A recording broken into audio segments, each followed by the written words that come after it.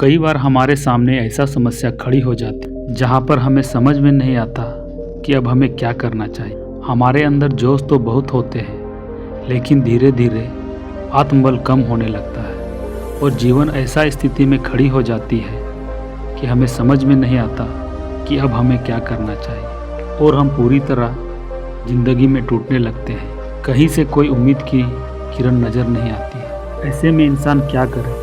उम्मीद के अलावा उसके पास कोई और चारा नहीं होता। इसीलिए आज की कहानी उन लोगों के लिए है जो अपने समस्या से परेशान है। अगर आप इस कहानी को सुन लेते हो तो आपका समस्या का समाधान अवश्य मिल जाएगा। इसलिए इस कहानी को ध्यान से सुनना। और कहानी को शुरू करने से पहले अगर इस चैनल में आप नए हैं तो इस चैनल को सब्सक्राइब कर लें ताकि इसी तरह के प्रेरणादायक कहानी आपको मिलता रहे। तो चलिए शुरू करते हैं इस कहानी को। बहुत पहले की बात है। वैशाली राज्य से सटा एक पहाड़ियों के बीच बसा एक गांव में एक युवक रहता था। हालांकि उस गांव में युवक तो कई सारे थे, लेकिन राजवीर नाम का एक खास युवक भी था। उसकी खासियत यह थी, एक बार जो काम करने के लिए सोच लेता था उसे पूरा किए बिना नहीं छोड़ता था, चाहे उसके लिए उसे कुछ भी करना पड़े। इसीलिए लोग उस पर बहुत ज़्यादा भरोसा करते। राजवीर बहुत ही गरीब परिवार से था। उसने अपना शिक्षा आश्रम में रहकर किया था और उसने पहले से ही सोच रखा था कि वह बड़ा होकर एक कामयाब इंसान बनेगा। राजवीर ने देखा कि उसका घर की हालत खराब होती जा रही, इसीलिए वह आश्रम में पढ़ाई छोड़कर वह काम की तलाश में निकल जाता है और उसने लक्ष्य बना लिया कि मुझे वैशाली राज्य के सम्राट के यहाँ किसी बड़े पद में नियुक्त होना है। इतने अच्छे शिक्षा प्राप्त करने के बाद भी दुर्भाग्य यह था कि उसे कहीं भी काम नहीं मिला। वह काम की तलाश में हर जगह गया पर उसे काम कहीं नहीं मिला। लेकिन अच्छी बात यह थी कि युवक ने सिर्फ किताबी ज्ञान ही नहीं ग्रहण किया था, बल्कि धैर्य कैसे रखा जाए यह भी सीखा था। वह हर परिस्थिति का सामना करने लगा और काम की तलाश में इधर उधर भटकने लगा। भटकते भटकते वह एक बंगले के पास पहुंचा जो बहुत बड़े व्यापारी का था।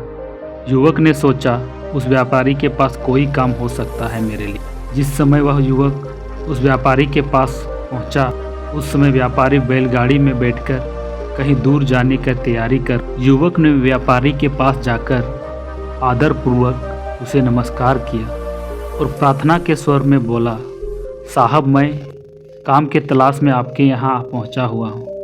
अगर मेरे लायक आपके पास कोई काम हो तो अवश्य दीजिए। सेठ ने उस युवक को गौर से देखा और कुंठा और मजबूरी के स्वर में बोला, एक काम है करोगे? जो सामने पत्थर का ढेर पड़ा हुआ है, इन्हें उठाकर इस बगीचे की दूसरे कोने में रख दो। जब तुम्हारा काज पूरा हो जाए तो तब आकर मुझसे मिल लेना। एक पल की देरी किए बिना वह युवक शर्मपूर्वक उस काम में जुट गया। एक एक करके सारे पत्थर उठाना शुरू कर दिया।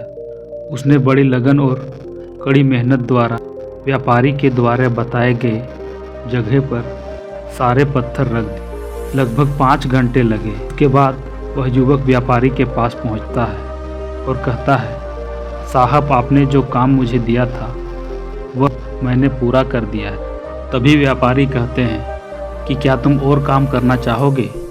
युवक ने विनम्र स्वर से कहा, जी मैं और काम करना चाहता हूँ। व्यापारी ने अब उसकी साहस और धैर्य की परीक्षा लेने की सोची और उस युवक को कहा, अब तुम उन्हीं पत्थरों को ठीक उसी स्थान पर रख दो जहाँ से तुमने उसे उठाया है। व्यापारी का आदेश पाकर वह पुनः उसी जगह गया और वह काम करने लगा। उसका लक्ष्य सिर्फ एक निष्ठा से काम करना था। काम क्या है, कैसा है, इसकी ओर थोड़ा भी ध्यान नहीं था। पूरी लगन से वह काम में जुट गया। शाम तक वह काम पूरा कर लिया और व्यापारी के पास जाकर पहुंचा और कार्य को पूरा होने का सूचना दिया। व्यापारी मुस्कुराते हुए बोला, उस युवक से कहा, क्या तुम और काम करना चाहते हो तो कल आ जाना। और व्यापारी ने उसे कुछ पैसे दिए। दूसरा दिन फिर युवक आता है और व्यापारी से कहता है, साहब आज मुझे क्या करना हो? तब व्यापारी कहते हैं, कि जाओ कल जो तुमने पत्थर पहुंचाया था वह पहली जगह में लाकर फिर से पहुंचा दो और उसी काम को भर करते रहो। फिर वह युवक उस जगह में जाकर पत्थर को पहले जगह से उठाकर दूसरे जगह लाता और फिर दूसरे जगह से पहले जगह पहुंचाता। उसको समझ में नहीं आ रहा था आखिर कर क्या रहा है। उसे काम का कोई सिर पैर समझ में नहीं आ रहा। काम करते करते शाम हो चुका। फिर युवक व्यापारी के पास जाता और उसे प्रणाम करता है और बोलता है, साहब आपने जो काम दिया था वह मैंने पूरा कर दिया है। तभी व्यापारी युवक से पूछते हैं, क्या तुम और काम करना चाहते हो? युवक ने बोला, मैं निरंतर काम करना चाहता हूँ। काम करना मेरा जीवन का लक्ष्य है, अतः मैं हर स्थिति में काम करने के लिए तैयार हूँ। उसके हाँ कहने पर व्यापारी उससे कहते हैं, क्या तुम फिर वही काम करना चाहोगे? उसने कहा, जी आप बताएंगे तो वही काम करूँगा। यदि आप यही काम दोबारा बताएंगे तो मुझे करने में कोई आपत्ति नहीं है। इतना सुनते ही व्यापारी कुर्सी से उठकर उस युवक की पीठ थपथपाते हुए कहता है, शाबाश बेटा, मैं तुम्हारे धैर्य की परीक्षा ले रहा था। कल से तुम मेरे यहाँ नहीं राजा के यहाँ काम करो। मैं तुम्हारे बारे में राजा को बताऊंगा।